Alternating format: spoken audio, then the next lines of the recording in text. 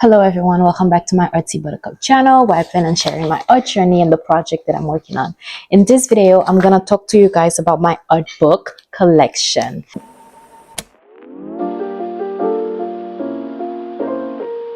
So I'm not gonna show them in any particular order. However, I'm gonna start with my favorite one, which is the Spider-Man Into the Spider-Verse. This book is such a great book. You can tell that the group of artists that work on this animation put so much thought and effort into this book, and also the movie itself. And this book is one of my favorite. So first let's start with the cover. So the cover is it's an hardcover book, and it has a protective layer, which is like, you know, the typical protective layer. What's cool about it is the protective layer is the same as the hardcover, so which is great. For the purpose of this video, I'm gonna remove the protective cover, so that way I can like show you guys what's inside the book more freely. But yeah, even from looking at the artwork of the cover, you can tell that it's just so nice, and you already feel like you are in the city because you already have like the city vibe, the city style to it. This is the inside of the cover, and then this is the back. And I love how even the inside, it's different, you know, the artwork is different. And one thing I love the most about this book is the double page artwork. They have a lot of double page artwork. And the second thing I love the most about this book is the character development. They didn't only focus on the main characters, which is Spider-Man and like, you know, and the kid and things. They focus on all the characters, the entire cast that actually made the animation what it is. They gave you multiple pages on the character development for each character, which I thought was such a nice touch. This is an example of one of the double pages, and they have a ton of double pages, and they also show you very detailed artwork, and even like the frame artwork are just very detailed, and the style of the artwork really shows through this book. This is another example. You can feel the emotion as well while looking at the book.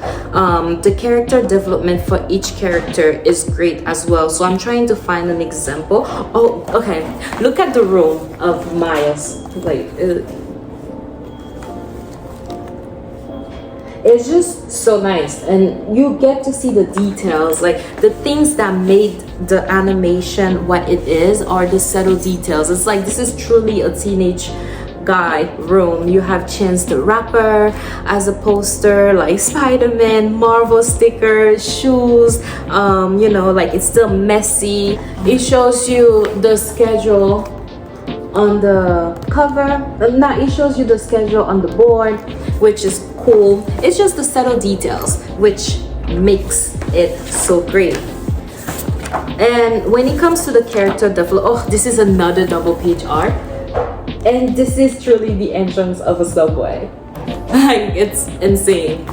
And it has like the little written of NYPD. The little details, that's what makes it such a great book. When it comes to character development, you get to see all the details for each character, like the facial expression and like the full body and so on. And I'm trying to find others. Oh, this is, I believe, the father. And yeah, this is such a great book, especially since the movie itself was so great, but the art book itself like is amazing. These are some more art frame, and I will highly recommend getting this book. Even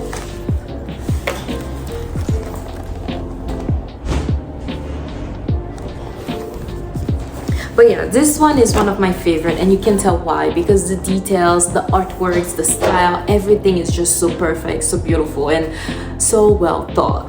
And yeah, so this is the first one. Let's move on to the second one.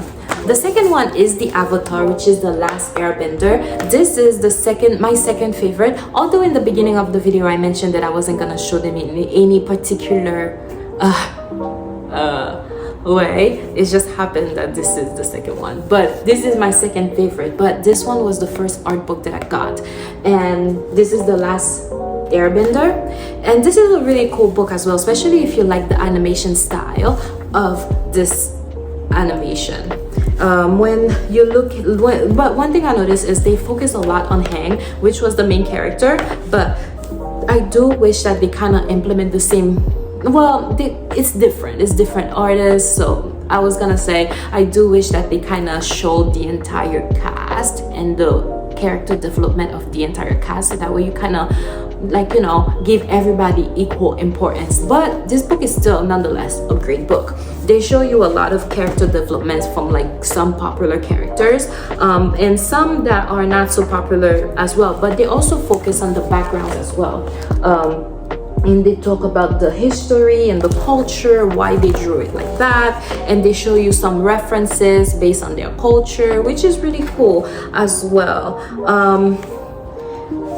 So if, like, this is an example.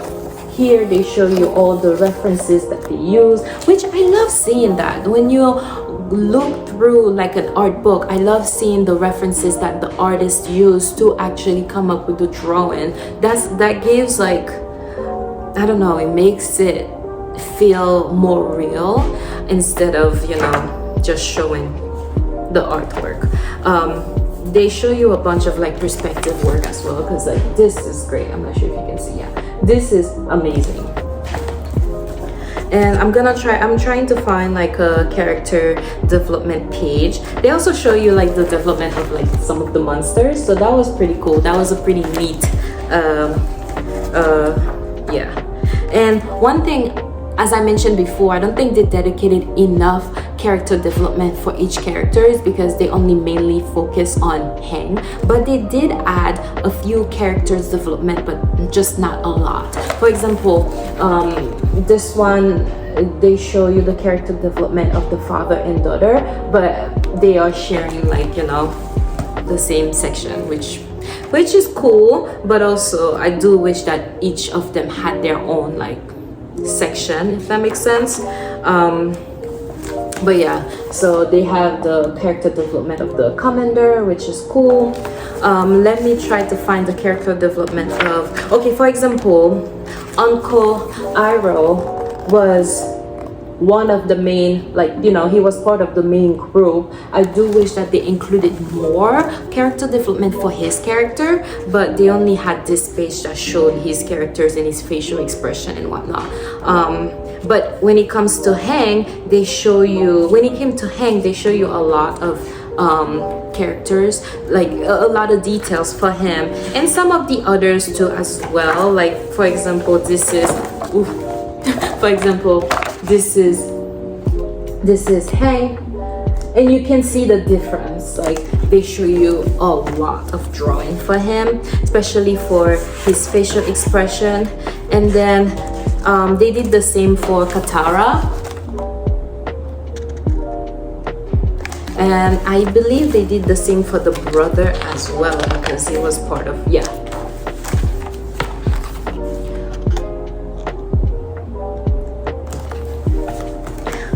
But yeah, and then, oh yes, and they did the same thing for Abba.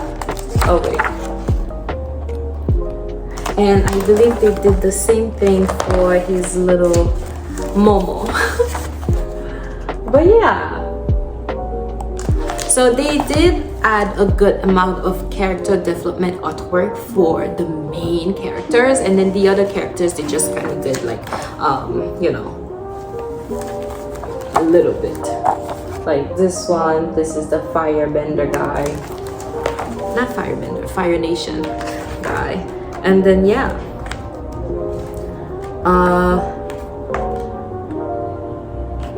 but this is such a great book.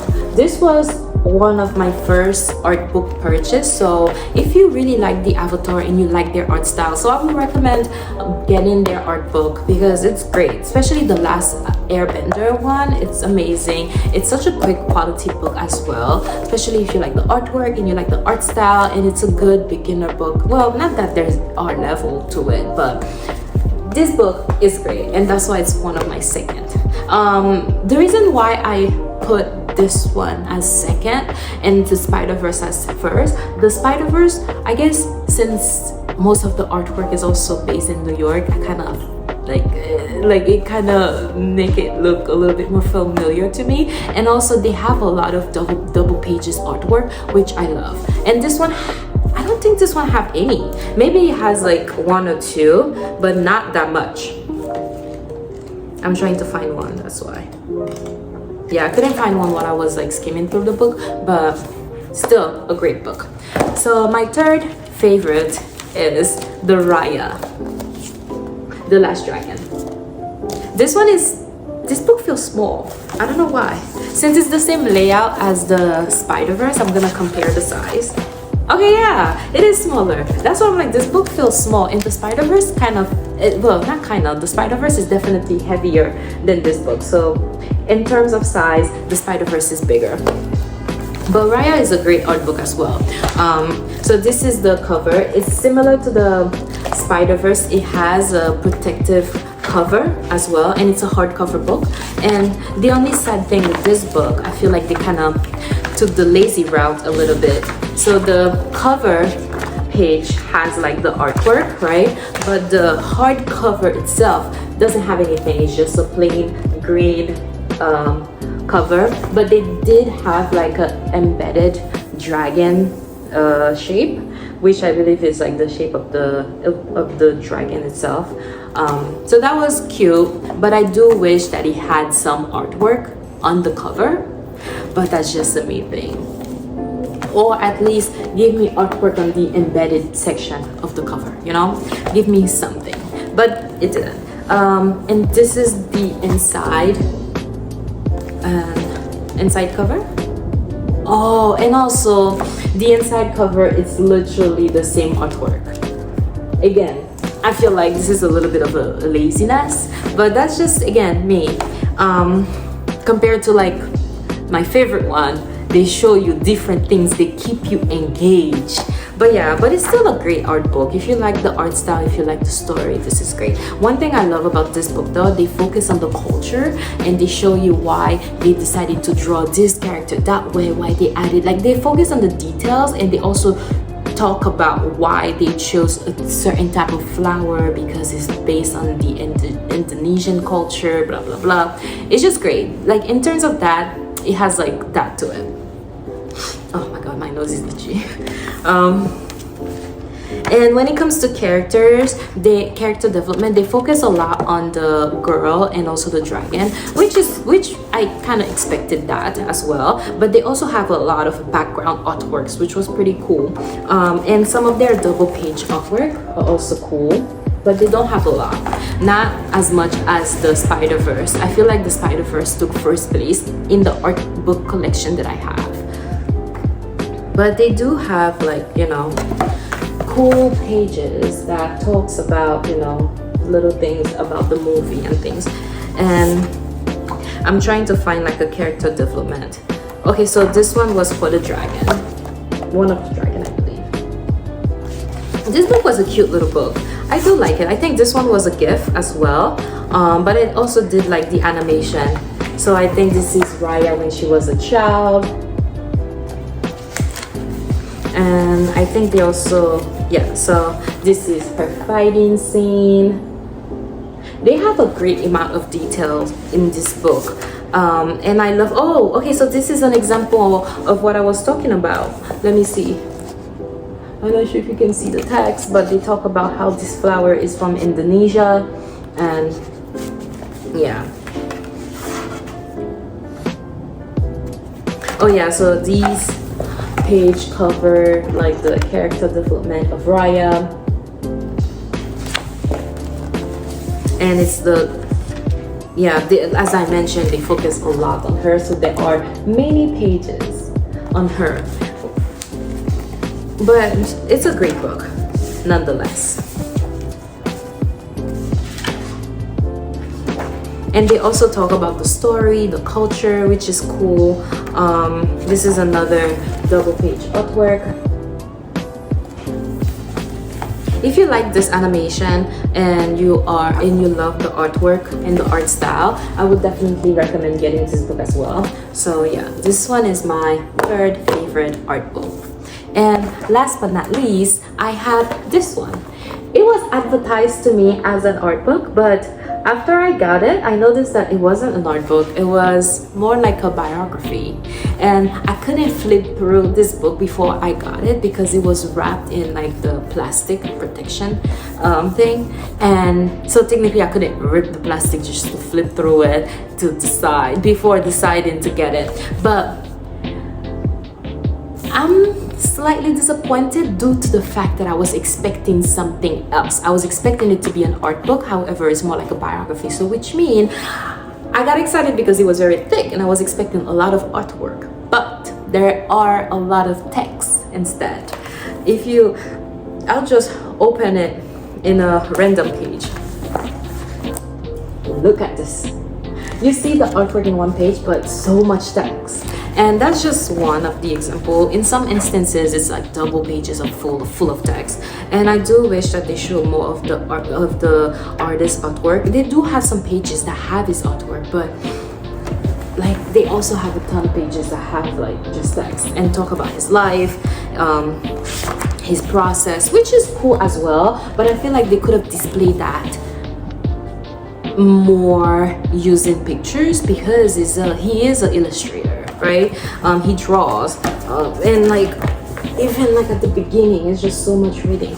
I wasn't expecting to see so much text, and that's why this book hold last place. However, I do love him as an artist, and he's such a great artist. Miyazaki is great, and I love his movies. I love Ponyo, and all of his other movies as well. And I do wish that they had like